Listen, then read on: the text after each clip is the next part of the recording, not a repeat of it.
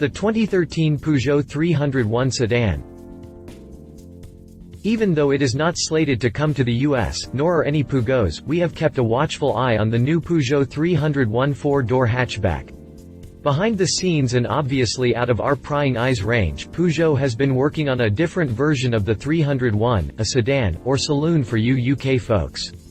Yup, this new 301 looks just like the 301 hatchback that we have seen frolicking around, but has the hatch hacked off and a trunk put in its place.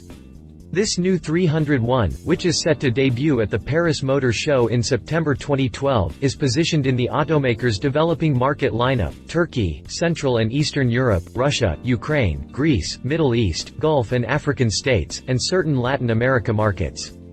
Even though its release is not scheduled for a few more months, Peugeot has decided to give us a sneak peek at this new model and a short press release to let us know about some of its key features. Update July 23, 12. French automaker Peugeot has just come out with a fresh batch of photos for the 301 sedan. Check out the car in action on the road in the gallery. Click past the jump to read our full review on the upcoming Peugeot 301 sedan. Exterior. Peugeot designed the 301 to not only be economical enough for developing markets, but also so it looks like a car that you would find in the US or UK. The front end features a front fascia that includes a chrome-outlined wide-mouth grille. The lower part of the fascia houses a smaller lower grille, and on each side of the grille is a round fog lamp. The hood has a large raised center, leaving just the outer inch or so of the hood to match the height of the front fenders. The center of the 301's hood also features several raised lines to set it off, and in the center of the hood is an indentation that starts at the famed boxing lion Peugeot emblem and tapering outward as it approaches the windshield.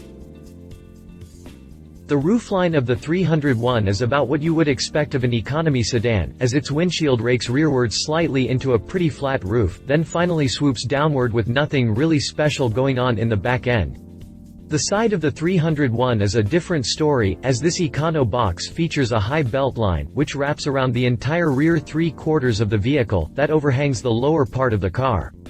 It sounds silly to explain, but it looks absolutely sharp.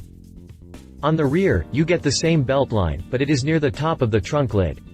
The rear fascia is really generic and there is not much to say about it, except the small cutout on the bottom that looks a little neat.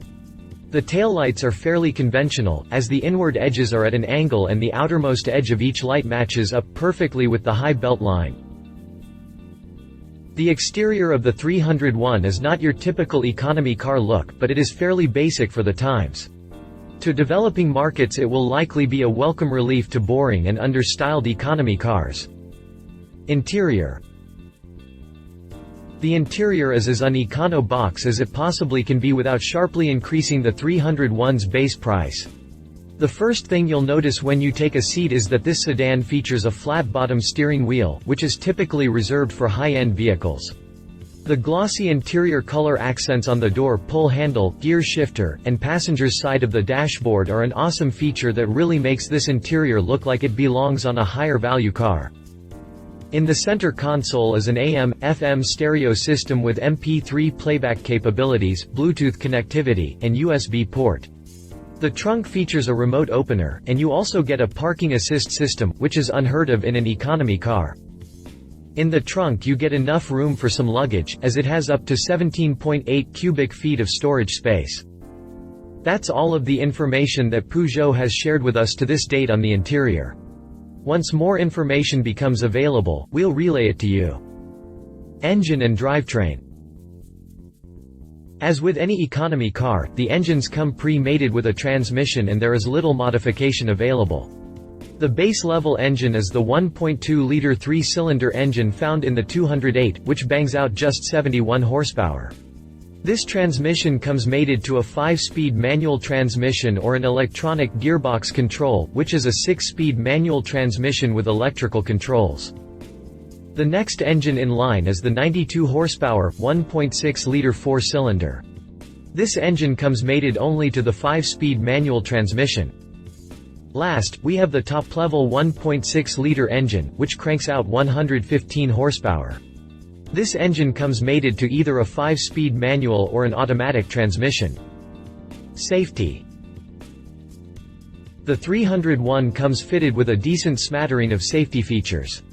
The most notable features are an electronic stability program (ABS), as many as 4 airbags, emergency brake assistance, which applies the brakes if you are about to get into an accident with the car ahead of you, and ISOFIX.